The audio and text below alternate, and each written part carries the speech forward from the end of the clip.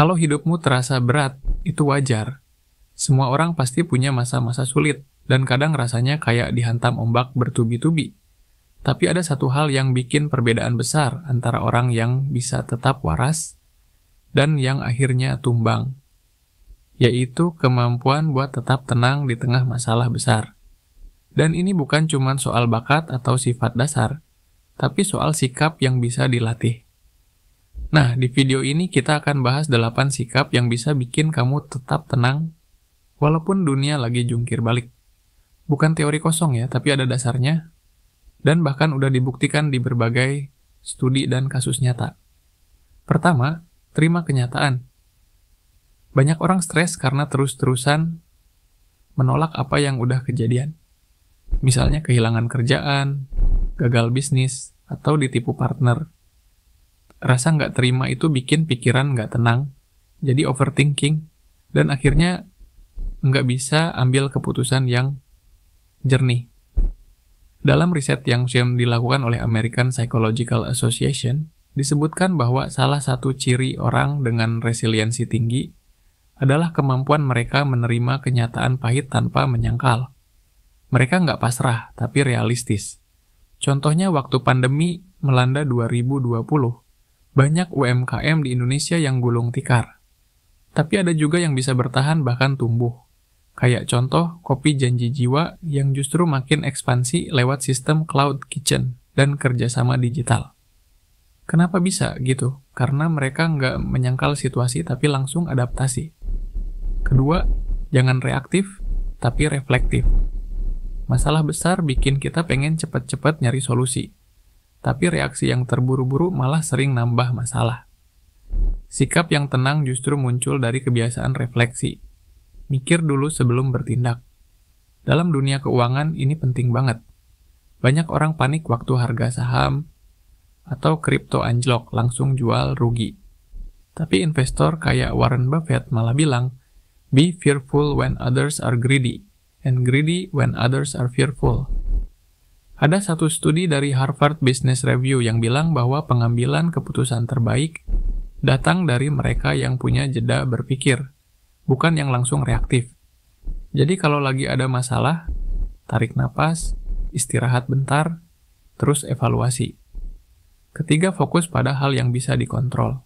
Ini klasik, tapi sering dilupakan. Orang banyak buang energi mikirin hal-hal yang di luar kendali, kayak omongan orang, ekonomi global, kebijakan pemerintah. Padahal, fokus ke hal kecil yang bisa kita ubah itu jauh lebih menenangkan. Lihat aja orang-orang yang tetap bisa kelola keuangan meskipun gaji nggak naik-naik. Mereka nggak nunggu keadaan berubah, tapi mulai dari hal kecil kayak budgeting, ngurangin jajan online, dan nyoba side income. Kayak yang dilakukan Ryan Filbert, praktisi investasi Indonesia, dia pernah cerita bahwa waktu awal karir keuangannya belum stabil, dia malah makin disiplin ngatur cash flow dan investasi kecil-kecilan. Keempat, punya rutinitas yang stabil. Ini mungkin terdengar nggak penting, tapi dalam kondisi kacau, rutinitas bisa jadi jangkar yang bikin kita tetap waras. Dalam buku Atomic Habits karya James Clear, dijelaskan bahwa kebiasaan kecil yang konsisten bisa memberi rasa kontrol dalam hidup. Misalnya tetap bangun pagi, journaling, olahraga ringan, atau sekadar ngopi sambil baca buku tiap pagi. Waktu krisis ekonomi 1998, banyak orang kaya yang jatuh miskin. Tapi ada juga yang tetap bertahan karena mereka punya kebiasaan disiplin, nggak gegabah, dan tetap jalani rutinitas yang membumi. Rutinitas itu bukan soal produktivitas semata, tapi soal kestabilan mental. Kelima, hindari lingkungan yang toksik. Saat kita lagi ada masalah, lingkungan sekitar itu punya pengaruh gede banget. Kalau kamu dikelilingi orang yang suka nyalahin, nyebar panik, atau hobi ngomporin, ya kamu makin kacau. Sebuah studi dari Stanford University menunjukkan bahwa emosi itu bisa menular, termasuk emosi negatif. Jadi kalau kamu ingin tetap tenang, pastikan kamu ada di sekitar orang yang tenang juga. Nggak harus selalu positif, tapi rasional dan suportif. Lihat aja komunitas-komunitas investasi seperti Stockbit atau komunitas UMKM lokal. Banyak anggotanya bisa bertahan waktu pandemi karena saling dukung dan berbagi info yang membangun. Ini bukti kalau lingkungan itu berperan besar. Keenam, kelola ekspektasi. Banyak orang stres bukan karena masalahnya besar, tapi karena ekspektasinya ketinggian. Misal, pengen bisnis langsung cuan gede dalam 3 bulan, atau nabung dikit udah berharap langsung bisa beli rumah. Ekspektasi yang nggak realistis, itu bikin kecewa dan gampang panik waktu kenyataan nggak sesuai. Salah satu cara tetap tenang adalah dengan menyesuaikan harapan. Bukan pesimis, tapi realistis dan bertahap. Bahkan di dunia startup, prinsip fail fast, learn fast itu artinya siap gagal dan siap adaptasi. Lihat aja Gojek di awal berdiri. Ide ojek online sempat diremehkan. Tapi mereka nggak maksa langsung scale up gede-gedean. Perlahan, uji coba, dan akhirnya jadi salah satu perusahaan teknologi terbesar di Asia Tenggara. Ketujuh, latih rasa syukur dan mindfulness. Kedengerannya klise, tapi udah banyak riset yang buktiin ini. Sebuah penelitian dari University of California menyebutkan bahwa orang yang rutin menulis hal-hal yang mereka syukuri cenderung punya stres lebih rendah dan hidup lebih puas. Mindfulness atau kesadaran penuh juga jadi teknik yang dipakai banyak CEO dan atlet dunia untuk tetap tenang.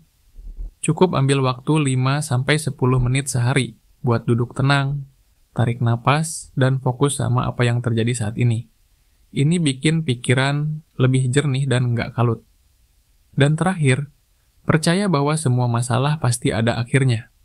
Nggak ada badai yang berlangsung selamanya. Kadang yang kita butuhin cuman waktu. Dalam dunia finansial pun, siklus ekonomi selalu naik turun. Resesi datang dan pergi. Harga saham turun dan naik lagi.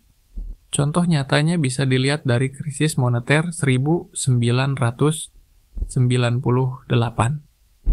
Banyak perusahaan besar di Indonesia yang tumbang, tapi juga banyak yang bangkit setelah itu.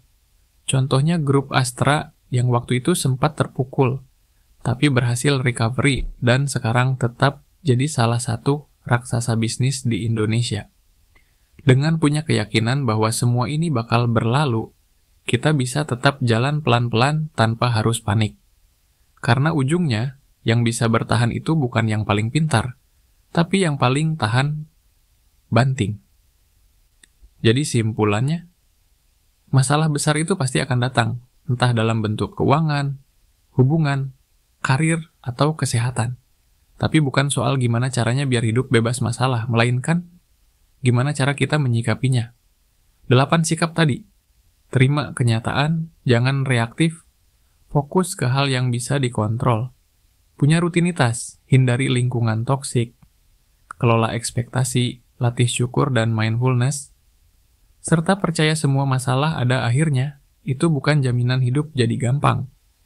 Tapi itu adalah fondasi biar kamu bisa tetap tenang dan waras di tengah kekacauan. Kalau kamu udah punya atau pernah ngalamin salah satu dari 8 sikap ini, coba tulis di kolom komentar ya. Kita ngobrol bareng di situ. Karena bisa jadi, pengalamanmu bisa jadi inspirasi buat orang lain yang lagi berjuang. Sampai ketemu di video selanjutnya.